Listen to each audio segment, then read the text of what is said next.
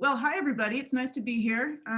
My name is Kirsten Coe. I'm a professor at Middlebury College, and I'm part of the 3D Moss group. And my research focuses on the ecophysiology of Syntrichia. So hopefully I'll be connecting a few dots together, talking about responses to water and kind of connecting that to the ecosystem a little bit.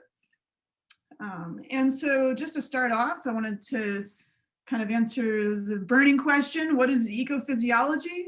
So it's a branch of ecology. We're of course interested in understanding how organisms interact with their environment, but really focusing on how we can make connections between cells and ecosystems.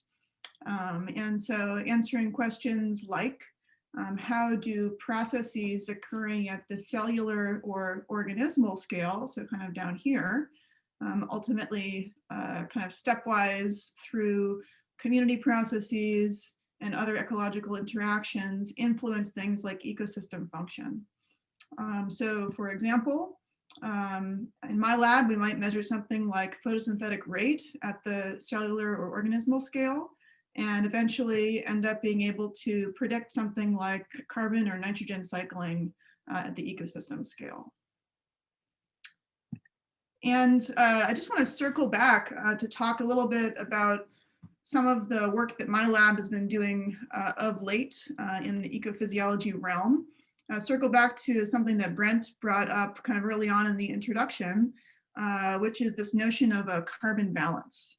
And so as you are experts now in, these mosses are going from a dry state to a wet state upon being hydrated, and then they go slowly back to a dry state. And there's this predictable relationship that occurs in terms of carbon gains and carbon losses over the course of this dry, wet, and then dry again cycle. And so this should look familiar again. You see kind of this loss of carbon at the onset of hydration as tissues are reawakening, shall we say, and metabolism is restarting. And then the mosses will kind of enter this phase of carbon gain, which is generally proportional to the length of the time that the moss is hydrated. And then as the mosses desiccate again, they enter kind of this phase C, where there's an additional loss of carbon. Well, if we kind of think about this mathematically, we can put this all together and form what's called a carbon balance. And so what that represents is essentially taking all this carbon loss here happening in A and C, and then looking at how much carbon gain there is in B. And so as Brent mentioned, if you have this really high B phase in carbon gain, then that's really important. And so in general, when we think about a carbon balance, we can think of a positive number, right, which is basically a net gain of carbon for that particular rainfall event, for that vignette, or it could be a loss of carbon if you end up with a negative carbon balance in that single number. So based on this carbon balance, basically a fundamental trait when it comes to desiccation tolerance, there's a few things I hope to convince you of in the next 10 minutes in this talk. The first is that carbon balance can be used to predict survival in these organisms. Hopefully that's not quite a surprise yet. Second, carbon balance can vary among diverse species or genotypes within this genus. And third, carbon balance can even vary within a single species depending on the environment that species is living in. And so first, how on earth do we measure carbon balance? So we use a technique called infrared gas analysis, which is essentially looking at how much CO2 is taken up or lost from something that's photosynthetic and also respiring over time. How do we do this? We're basically using an instrument that looks mostly like this. This is a Lycor 6800, and there's this chamber here in which we would place a moss, a clump of moss.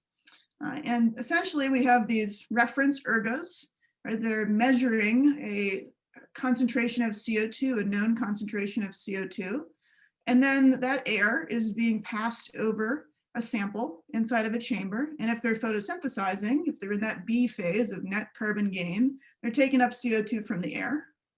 Right? And then The CO2 or the air that passes through there enters this sample erga, and then the CO2 is measured again. It's a little bit more complicated than this figure suggests, but essentially we're looking at a difference in the CO2 that's present in the air after it's passed through the sample, and that gives us an idea of how much is being taken out of the air through photosynthetic activity. What do we actually get when we go through this process, which can take anywhere from a couple hours to 14 hours or more? We get a net carbon balance measurement. And so this graph shows an example of what we might get. It's not as pretty as the other one that you saw before, kind of the conceptual model, but it does show you all the different aspects of it, right? So this right here is just a different unit here. A stands for net photosynthesis. And then we have time on the x-axis. And so you can see these three phases, this A phase of carbon loss, a B phase of carbon gain, and a C phase of carbon loss. And we can put that all together to come up with a carbon balance. So going back to the things I hope to convince you of, the first is that carbon balance can help predict survival in these organisms. And for here, I will take us to the southeastern part of Utah, to Castle Valley, a beautiful area where I did some research a number of years ago, looking at a few different global change predictions for biocrust mosses in these areas. And we did some field work where we tested a couple of particular predictions. One of them was temperatures are going to increase. And the other one was that there's going to be an increase in small rainfall events during the summer. Okay, and so I'm going to show you pictures that I took of our plots 1 year, actually less than a year, after we started the treatments. Here's what the control and increased temperature plots look like. And as you can probably see in there, you have a pretty healthy moss-dominated crust, and you have some vascular plants growing also in those plots. And then look at this. If we look at the plots that had this increase in frequency of small rainfall events in the summer, pretty much all the moss died, and we saw this concomitant, basically degradation of the biocrust in terms of structure as well as function. So I was really interested in why the heck that happened, especially since we were adding water to a dry land system. And so it turns out the answer is carbon balance. So if we kind of think about these curves again, here's an example of these curves looked at in a slightly different way. Same axes. We have net photosynthesis on the y-axis, time since hydration on the x-axis. And look at what I'm showing you here. In these, basically what I did is I took some samples from the field adjacent to these plots, and I took them into the lab, and I subjected them to one of two different rainfall event sizes. One was a 5 millimeter rainfall event, which is about average for the region. And look, you can see this carbon balance curve. There's a really small A phase here, a pretty big B phase, and an additional C phase, but the overall carbon balance was positive. So that's good. The moss is taking up carbon from that event size. But in these situations here where there's small rainfall events, the curve looks really different. And that's this lower curve here. You can see the carbon balance doesn't even become positive. So you don't even get that B phase at all. And you end up with a net carbon loss from that event. So over the course of an entire year, or a growing season for that matter, if you can imagine a bunch of larger events, you're going to have more and more and more and more carbon equals growth and survival. And if you have a bunch of these tiny ones, you're losing carbon every time. And so that's basically what happened here in terms of a collapse of the moss component in the crust as well as the functionality. And to further convince you that there was a collapse in functionality, let me just show you one additional figure here. What I'm showing you is the results from some soil that we collected right underneath those mosses. And what we saw in comparison to the control plots, in the plots that received these increased frequency of summer precip and these small events where these collapse of moss component, look at this. We saw this really dramatic change in nitrogen cycling. And so in particular, we saw a reduction in certain species of nitrogen, like ammonium, and an increase in things like nitrate. And that matters because nitrate is one that's more easily lost from this system. So it really forecasted some dramatic changes in ecosystem function. All right, moving on to the second kind of piece or vignette I wanted to mention, and that is that carbon balance can also vary among diverse genotypes and species. And so the 3D Moss group is focusing not only on Syntrichia cananervis, but as we've mentioned, on a variety of different Syntrichia species. And so I've listed a number of them here in this figure, and they're all kind of clustered over here. But the main thing is to look at the size of these triangles. And so what I did was I grew all of these species in the lab, and I completed a carbon balance measurement for every single one of them with the exact same amount of water given to them. So the same rainfall event size. And it turns out they all had different carbon balances. And so the size of the triangle relates to that size of the carbon balance. So the largest triangle means the greatest amount of carbon gain. The smallest triangle is the least amount of carbon gain. And so just to point out a few kind of extremes in this suite of species, we've got Syntrichia bartramii, looks like this. That's one of the leaves collected from the specimen. Here's Chisosa, which was the smallest carbon balance. And then just for reference, since we keep talking about it, cananervis. And so you might be thinking, well, these leaves look different.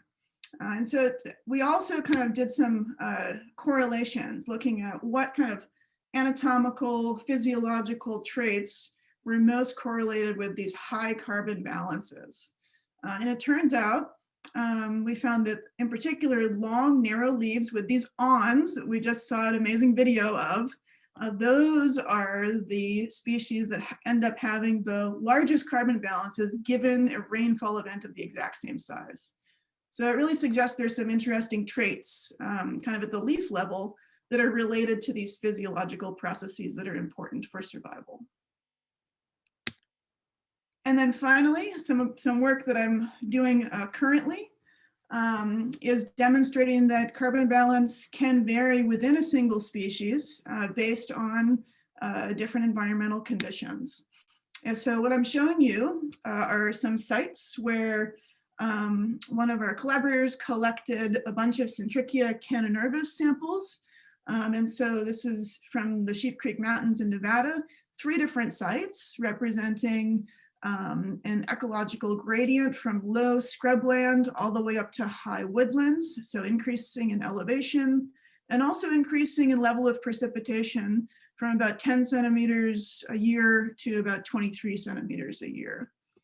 And so we collected samples from all of those places and we conducted, again, carbon balance measurements on them. And so I'm going to show you a really busy slide that I'm not going to go into detail on, just to show you all these different lines are different carbon balance measurements. So, and it's a little bit hard to see. So what I'm going to do is break it down into just looking at one example curve from the low versus the high. So this one on the left is showing you a typical carbon balance curve from a low scrubland system. And this one on the right is showing you one from the high woodland system. And as it turns out, I'm not going to show you all the statistics, but as it turns out, we're basically seeing that this A phase here is much shorter and not as dramatic in the low scrubland system compared to the high woodland system.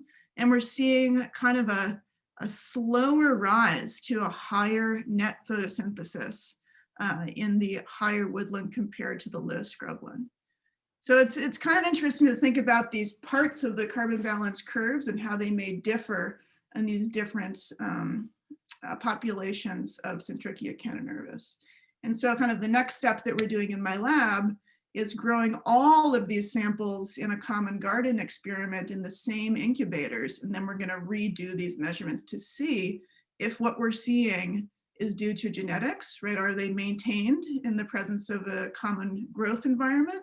Or are they different when they're grown together, suggesting that it's really in the environment that they're growing in that is selecting for plasticity in these traits. And I will end there just to kind of remind everyone that all of these things are linked, right? So the physiology work that I just presented is very much related to all the other aspects of the 3D moss research team in terms of the questions we're asking and the connections between them and the species that we're examining. So I think I'm good for time. Thanks, everybody.